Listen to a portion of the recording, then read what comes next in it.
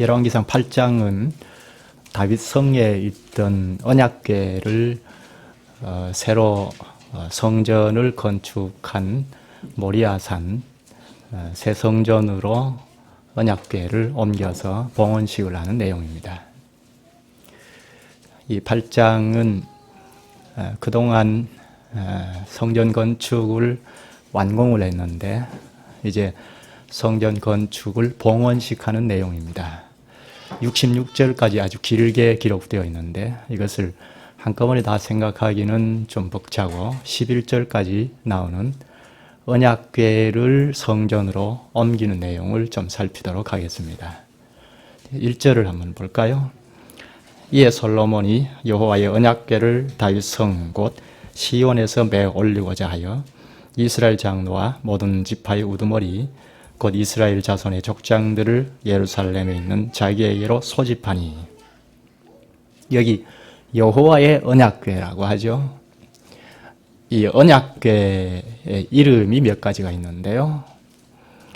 하나님의 법이 기록된 십계명 돌판이 거기 있다고 해서 법궤라고 합니다.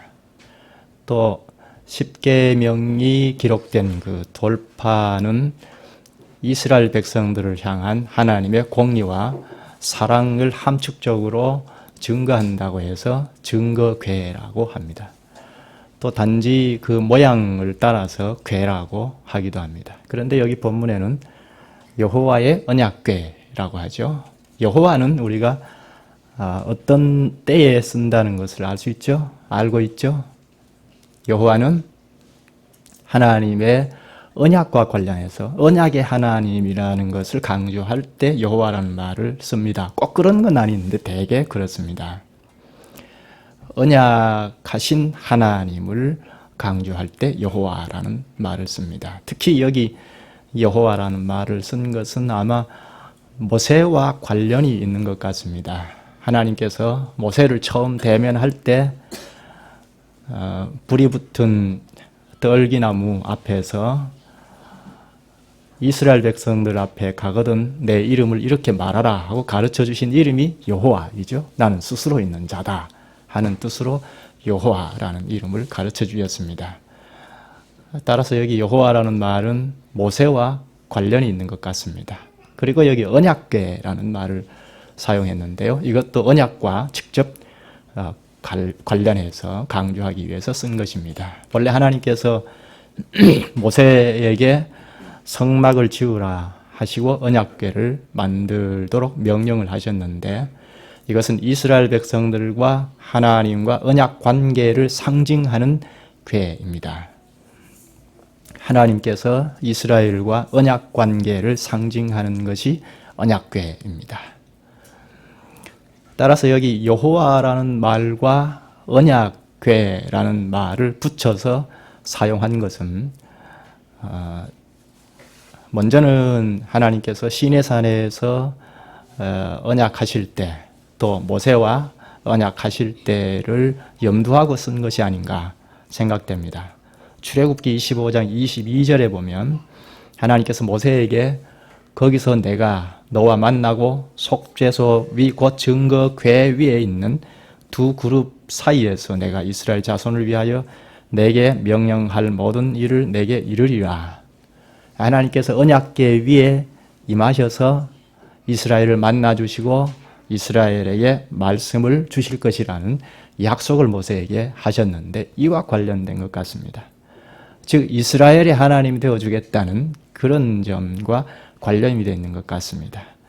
그리고 좀 더 나아가서 모세 언약을 이어온 다윗 언약을 염두에 둔 표현이기도 합니다. 다윗 언약은 다윗 왕조를 지키고 견고하게 하겠다는 하나님의 언약의 내용이 있지 않습니까?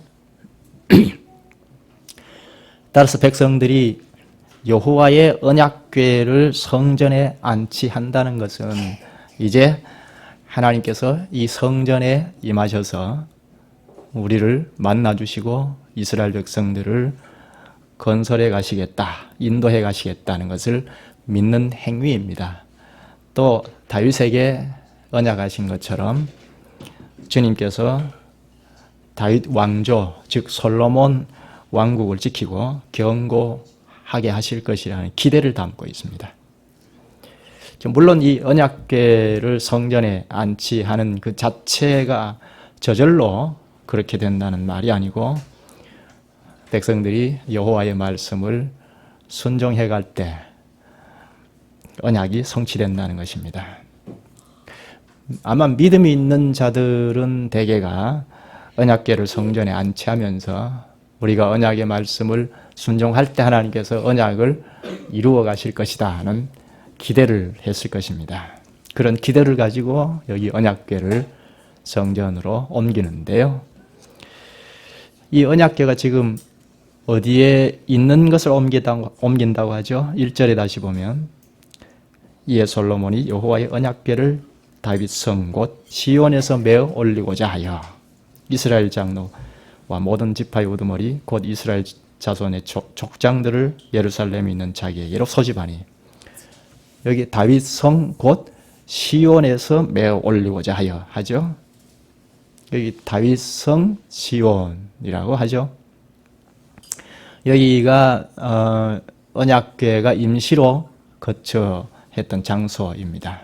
다윗 성은 우리가 얼른 생각할 수 있는 것이 과거에 다윗이 왕이 되었을 때 예루살렘 성읍이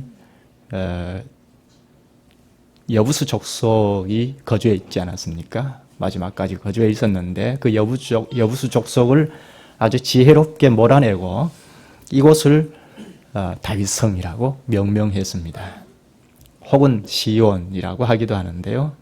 지금 이곳에 언약궤가 있습니다.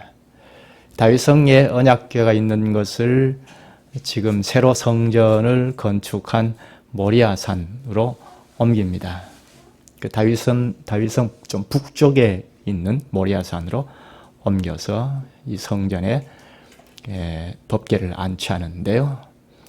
이 이후에는 이제 성전을 중심해서 시온산으로 바뀌게 됩니다. 다윗성에 있는 언약궤를 옮기기 위하여 왕은 이스라엘 장로와 그리고 모든 지파들의 우두머리 대표자들을 소집을 합니다. 그런데 이 옮기려고 하는 때가 언제이죠?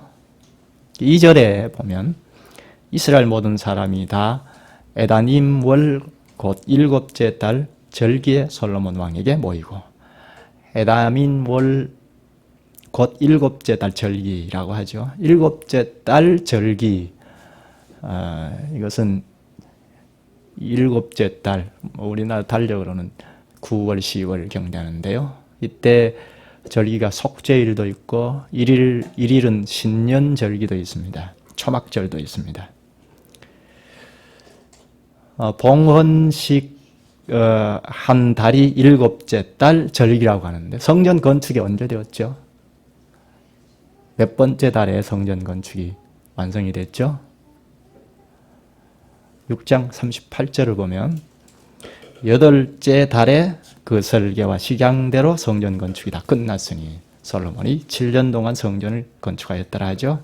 7년 동안 건축했는데 8째 달이라고 합니다. 그런데 봉헌식은 7째 달이라고 하지 않아요? 그럼 봉헌식이 한 달 앞당겨서 성전 건축 완공되기 한 달 앞당겨서 봉헌식을 했다는 말인가요? 그렇게 했다는 것은 좀 무리가 있을 것입니다.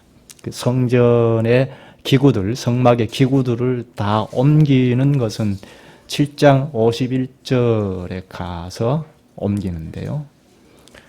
완전히 다 건축이 끝나고 성전 기구들도 다 옮긴 다음에 봉헌식을 했다고 한다면 지금 여기 8째 달에 완공을 하고 7째 달에 했다는 것은 한 달 미리 앞당겨서 했다기보다는 뒤로 11개월 지난 다음에 했다고 볼 수 있습니다. 대부분의 사람들이 그렇게 생각을 합니다. 어떤 사람들은 왕궁 건축까지 도합해서 13년 후에 봉헌식을 했다고 주장하는 사람도 있는데 그것은 좀 그렇게 13년 동안 미루어 놨다가 봉헌식을 했다는 것은 좀 무리가 있는 것 같습니다. 그렇다면 성전이 완공된 다음에 11개월 후에 봉헌식을 했다는 것인데요. 왜 11달이나 미루어서 봉헌식을 했을까요? 여기 7째 달 절기, 이것은 앞에서 이야기한 것처럼 초막절, 또 속죄일, 신년식도 여기에 있습니다. 1일이 신년식이고 10일이 속죄일이고 15일부터 일주일 동안 초막절을 지킵니다. 이 7째 달이 새해가, 히브리인들에게는 새해가 시작되는 달입니다. 1일에 신년식이 있고 10일에 속죄일이 있는데 이건 다 새롭게 시작한다는 의미가 있습니다. 그래서 아마 11개월을 기다렸다가 신년식이 되어서 봉헌식을 시작한 것으로 볼 수 있습니다. 또 이달에는 15일부터 초막절이 시작이 되어서 일주일 동안 광야에서 초막 생활을 했던 것을 기념하는 절기를 지키는데요. 이때가 모든 추수가 완성이 되는 때이기도 합니다. 모세가 이 절기 때에 이세들과 언약을 새로이 하고 매 7년마다 이 초막절 때에 율법을 읽도록 했습니다. 이렇게 추수가 다 끝나서 하나님 앞에 감사하는 의미도 있고, 그리고 초막 생활을 했으니까 계속 유목 생활과 같은 움직이는 그런 생활을 했는데 가나안 땅에 들어와서 추수가 끝나고 안정된 생활을 한다는 감사의 의미로 초막절을 지켰습니다. 이런 절기 때에 법궤를 옮겨서 성전 봉헌식을 한다는 것은 출애굽의 완성이라고 볼 수 있습니다.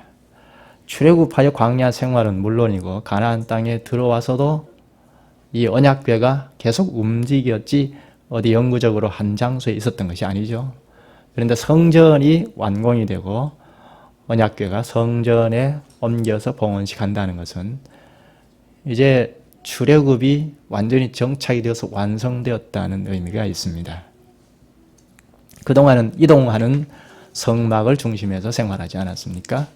그런데 이제 정착된 성전 중심 생활을 할 수 있게 되었다는, 이런 점에서 성전 봉헌식은 출애굽의 완성입니다. 언약궤를 옮기는 방법이 어떻게 옮겼죠? 읽어보셨죠? 어떻게 옮겼죠?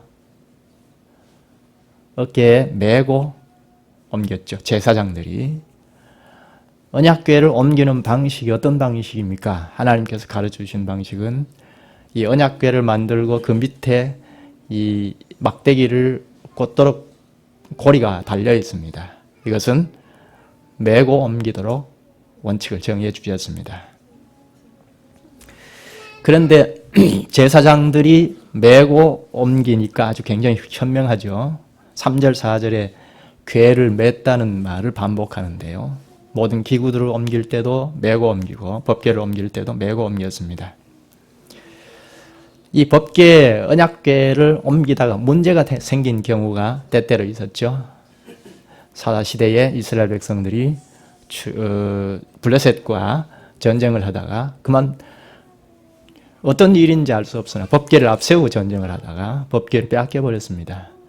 블레셋 진영에 들어간 언약궤가 아스돗의 신당에 법궤를 뒀는데 이들이, 근데 하룻밤 자고 나니까 우상들이, 신상들이 다 허물어졌죠. 그래서 깜짝 놀라서 가드론으로 옮겼고 에글론으로 보냈는데 거기서도 독종이 일어나고 사람들 피해가 일어나니까 이렇게 해서는 도무지 안 되겠다 하고 그 사람들이 이스라엘 백성들에게 다시 돌려보냈죠. 그래서 벳세메스로 돌아온 이 법궤가 이스라엘 백성들도 호기심에서 들여다보다가 70명이나 죽어나가는 일이 또 벌어졌죠. 이렇게 이스라엘에서도 법궤를 소홀히 대할 때 죽기도 했습니다.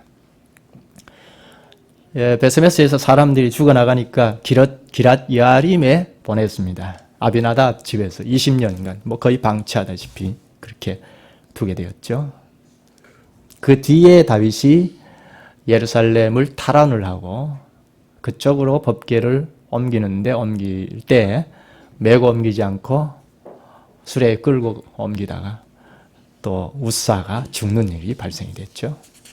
이렇게 법궤를 옮기는데 이런 문제가 있었던 전례가 있기 때문에 솔로몬이 법궤를 옮기는 데는 매우 위험한 일입니다. 무엇인가 한 가지라도 잘못되면 죽을 수도 있습니다. 특히 이 법궤는 한 번도 정착해서 영구적인 처소에 거한 적이 없었죠. 계속 움직이고 다녔는데요. 그리고 하나님께서도 영구적인 처소를 요구한 적도 없습니다. 게다가 하나님께서 다윗에게 너 아들이 성전이 지을 것이다 하긴 하셨지만 솔로몬을 지목하여 말씀하신 것은 아닙니다. 그러므로 이 법궤를 옮긴다는 것은 솔로몬 정부에는 굉장한 부담이 아닐 수 없습니다. 아무런 사고 없이 옮길 수 있을지도 의문이고, 그리고 영구적인 처소인 성전을 하나님께서 기뻐하실지도 의문입니다. 이런 위험 부담을 안고 불안감 속에서 솔로몬 정부는 모든 안전을 기하기 위하여 엄청난 양의 제물을 드리면서 제사를 드립니다. 5절에 보면 양과 서로 제사를 지냈으니 그 수가 많아 기록할 수도 없고 셀 수도 없었더라 합니다. 위험 부담을 안고 법궤를 옮길 때 이렇게 엄청난 양의 셀 수도 없는 제물을 드리면서 제사를 드렸습니다. 그런데 6절에 보면 아무런 사고 없이 성전에 언약궤를 안치하는 것을 볼 수 있습니다. 언약궤가 어디에 들어가죠? 지성소에 안치하죠. 그런데 지성소에 안치한 이후에도 아무런 무사히 안치했는데도 불구하고 아직까지는 안도할 수 없습니다. 왜냐하면 하나님께서 성전을 좋아하실지 또 기다려 봐야 합니다. 또 성막에서 사용하던 모든 기구들을 운반을 했습니다. 성막에서 사용하던 모든 기구들이 이때 이후로는 어떻게 되었는지 자세히 알 수가 없습니다. 7, 8절을 한번 볼까요? 그룹들이 그 궤 저소 위에서 날개를 펴서 궤와 그 채를 덮었는데 채가 기름으로 채 끝이 내소 앞 성소에서 보이나 밖에서는 보이지 아니하며 그 채는 오늘까지 그곳에 있으며. 그룹들, 두 그룹 밑에 언약궤를 안치하는데 그룹들의 날개가 엄청 컸다고 이야기하죠. 또 언약궤를 운반할 때 사용한 두 막대기의 길이가 지성소 정면에 있는 성소에서 보였다고 하죠. 이것은 무엇을 뜻합니까?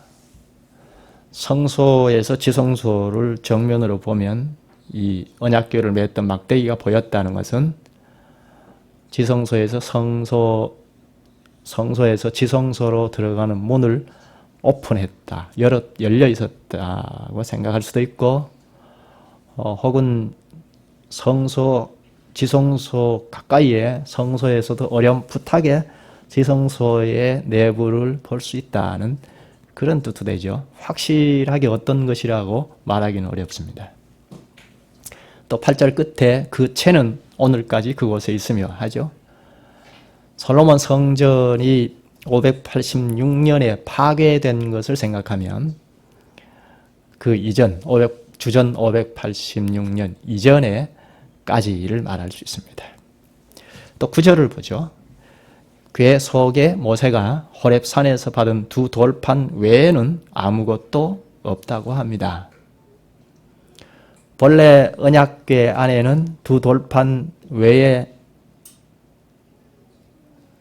만나가던 항아리가 있고 아론의 지팡이가 있죠. 그런데 여기 언약궤 안에 두 돌판만 있다고 이야기합니다. 만나가던 항아리 또 아론의 지팡이는 어떻게 되었는지 잘 알 수가 없습니다. 성경 기록상으로는 잘 알 수 없습니다. 짐작하기는 이스라엘 백성들이 이 항아리나 지팡이를 우상시, 신상, 우상화하니까 처분하지 않았는가 생각할 수 있습니다. 히스기야 때에 하나님 앞에 나아가서 예배하는 도구로 모세가 광야에서 놋뱀을 만들지 않았습니까? 그런데 이스라엘 백성들이 놋뱀을 섬기는 이런 일이 벌어지니까 히스기야 왕이 그것을 다 처분해 파괴해버렸는데요. 그것처럼 아마 이 만나 항아리나 지팡이도 처분하지 않았는가. 짐작하기는 사무엘이나 다윗이 이것을 처분했었겠다 하는 짐작을 합니다. 이 시대에 다윗과 사무엘이 가장 하나님을 가까이 섬겼기 때문입니다. 그런데 모세 돌판은 지금까지 법궤 안에 있다고 하죠. 왜 모세 돌판은 그대로 있습니까? 십계명이 담긴 새겨져 있는 돌판은 그대로 있을까요? 이것은 이스라엘 백성들이 시내산에 와서 언약한 것과 깊이 관계가 되어 있습니다. 언약의 내용인 율법의 핵심이 십계명이니까 그 십계명이 새겨져 있는 돌판은 하나님께서 그 계명의 말씀으로 이스라엘을 다스리고 이스라엘 백성들은 그 말씀대로 다스림을 받아서 순종한다는 그런 의미가 있습니다. 주님께서 이미 주신 말씀을 통하여 이스라엘 백성들을 다스리고 또 이스라엘 백성들은 이미 주신 이 율법의 말씀을 통하여 하나님을 배워서 알아가야 하겠다는 그런 의미가 담겨 있습니다. 10절에 보면 제사장이 성소에서 나올 때 구름이 여호와의 성전에 가득하매 합니다. 제사장들이 법궤 운반을 마무리하고 성소에서 나왔을 때 구름이 여호와의 성전에 가득했다고 합니다. 시내산 위에 하나님께서 영광으로 임재하셨을 때도 구름이 자욱했죠. 그리고 광야에서 백성들이 뙤약볕에서 보호하시고 갈 길을 인도하실 때도 구름이 앞서서 임재의 영광의 임재를 상징하는 구름이 자욱했던 것입니다. 오래전에 시내산에서 임하셨던 하나님의 영광이 성전에 임했다는 증거입니다. 이 순간 솔로몬과 백성들은 그동안 불안감에 언약궤를 움직였는데 한순간에 이 불안감이 사라졌습니다. 과연 하나님께서 이 새로운 집을 좋아하실지 의문을 가지고 옮겼는데 이 순간 그런 불안감이 한순간에 다 사라졌습니다. 구름이 여호와의 성전에 가득했다는 것은 하나님께서 새 성전을 기뻐하셨다는 것입니다. 과거에 하나님께서 모세와 하나님의 백성들과 함께 하셨던 것처럼 이 솔로몬 정부의 솔로몬과 백성들과도 함께 하실 것입니다. 10에서 11절까지는 여호와라는 말을 세 차례 반복하면서 11절에 여호와의 영광이 여호와의 집에 가득하게 임했다고 합니다. 이렇게 여호와의 임재가 이스라엘 중에 임했습니다. 여호와의 영광 앞에 설 자가 누굽니까? 11절을 한번 보십시다. 제사장이 그 구름으로 말미암아 능히 서서 섬기지 못하였으니 이는 여호와의 영광이 여호와의 성전에 가득함이었더라. 여호와의 영광을 상징하는 구름이 성전에 가득하니 제사장들이 일을 할 수 없었다고 합니다. 제사장들이 법궤, 언약궤를 옮기지 않았습니까?